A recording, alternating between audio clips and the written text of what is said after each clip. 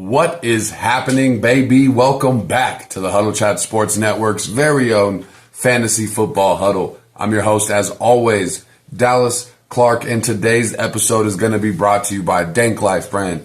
Let's talk sports and our new sponsor, Shank It Golf Brand. We're in week one right now. I'm at halftime of Thursday Night Football, the very first football game, number one out of 272 football games, and God damn, I cannot tell y'all how absolutely great it feels. Now, I know your time is a valuable commodity, as is mine. Like I said, I'm at halftime. I'm in the halftime show. So we're going to get into this video really fast for you today. So fill up your cup, roll something up, and let's get right into the news. Today, we're going to be talking about my week one bold predictions. We're taking 3 players here going into week one and making bold predictions about them.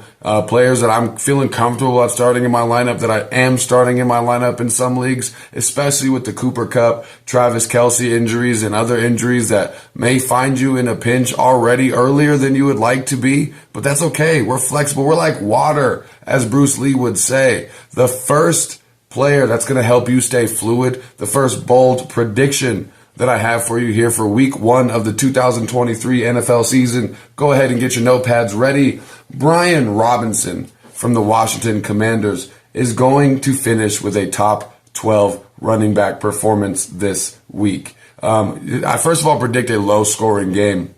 Arizona versus Washington, both with struggling offenses, probably the 2 worst quarterback situations in the NFL. And Brian Robinson is going to be strictly a volume play. The matchup is one of the best matchups you could get going in to week one or any given week against the Arizona Cardinals, with probably the worst starting front 7 in the NFL right now. I think Brian Robinson with 15 touches and 3 to 4 targets in the passing game, has enough value to finish as an RB2, but I think he's going to get a ton of volume. I'm looking at 20 plus opportunities in just the rushing category. He's not going to be very involved in the passing game as far as we expect. That's Antonio Gibson's role. But I do think that Brian Robinson Jr. is going to be at his highest value going into week one. I think right now in non-PPR, he's projected 10 points. I think Brian Robinson, I believe right now he's going as running back 23 on average consensus in the rankings for week one. I think Brian Robinson finishes as a top 12 running back this week. Start him with confidence.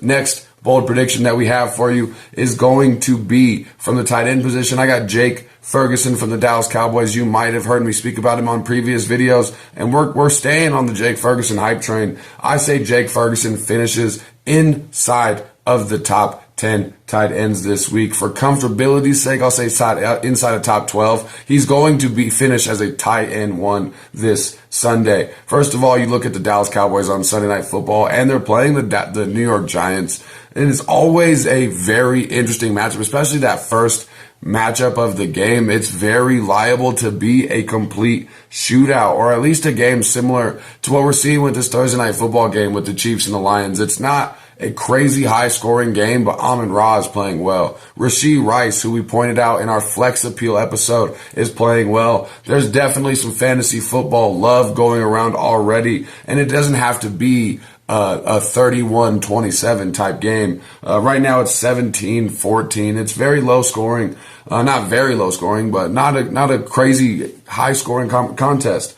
But going back into Jake Ferguson, there's 94 receptions available from the tight end position off what Dalton Schultz was able to do over the last 3 years. As you've heard me say before, Dalton Schultz missing 4 games last season was a top 10 tight end, especially looking at how murky the waters are. No Travis Kelce, the path. I honestly don't even think it's that bold to say Jake Ferguson is going to be a top 12 tight end this week. I think that Dalton Schultz's success up to this point wasn't the fact that Dalton Schultz was really that good of a tight end. I think it was the Dallas Cowboys scheme. You look at the Mike McCarthy scheme. You look at the way Dak Prescott loves to pepper his tight end. I'm all in on Jake Ferguson. Now, got a couple comments that I want to get here to today. First comment is going to be from Dylan O'Shea. Thank you for the comment. They say, who has a better season, assuming they're both healthy, Sky Moore or Juju? Honestly, I'm sick and tired of Juju Smith-Schuster. He's had his chance. How many years since Antonio Brown left the Pittsburgh Steelers were we hearing Juju Smith is primed to be a number 1 wide receiver, a top 10 wide receiver? And every year the hype train gets a little slower and a little slower and a little slower. And then last year, it all accumulated in us getting Juju with the best quarterback in the league and the highest efficiency offense in the league and one of the highest passing offenses in the league. And Juju Smith-Schuster was still hot garbage last year. I'm sick and tired of Juju Smith-Schuster. There's a lot of hype around Sky Moore. I think in real life, Sky Moore is a better wide receiver than Juju Smith-Schuster.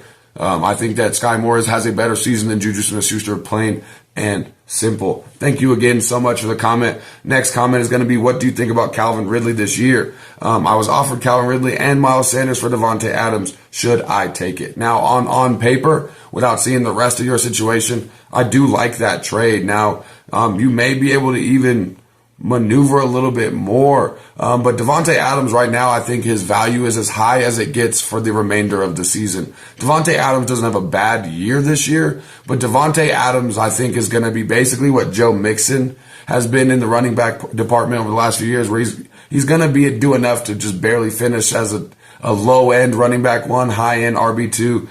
So I'm not big on Davante Adams this year. He was really kind of on my, I don't want to say do not draft list, but I avoided Davante Adams if I could this year. And I'm big on Calvin Ridley. Last time we saw Calvin Ridley, he was one of the best up-and-coming wide receivers, and he's not coming off an injury. He's coming off a $1,500 FanDuel account balance, which is less than I've gambled in FanDuel in the last year. So there's really nothing wrong with Calvin Ridley. I think that the Jacksonville Jaguars are going to definitely be this year's breakout offense, this year's Philadelphia Eagles. And Calvin Ridley is going to be a beneficiary of it. I think Calvin Ridley is a top 10 wide receiver this year. And bold prediction for you, Calvin Ridley outscores Davante Adams for the remainder of the season. He has a better finish at the end of the season than Davante Adams does. Go ahead and write that one down. That's going to be a bold prediction for you for this year. And let's get into our last bold prediction for week 1. Brandon Aiyuk, talking about Aiyukin, is going to finish inside of the top 24 wide receivers. He garners a 23% target share in the Kyle Shanahan offense that has Deebo Samuel, Christian McCaffrey, and that's nothing to sneeze at.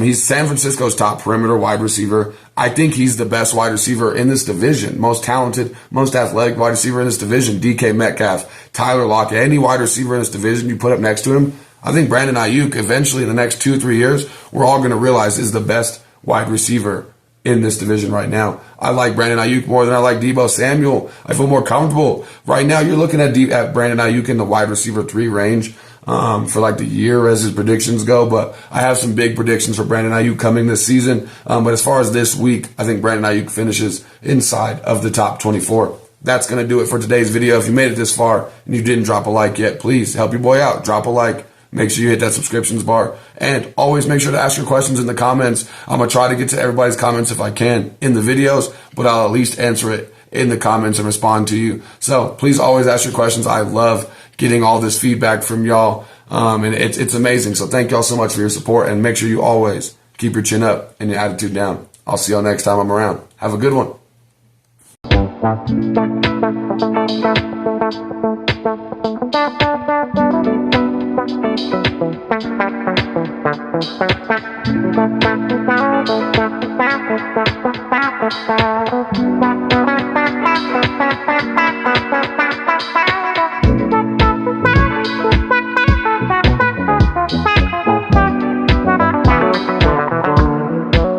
Bye.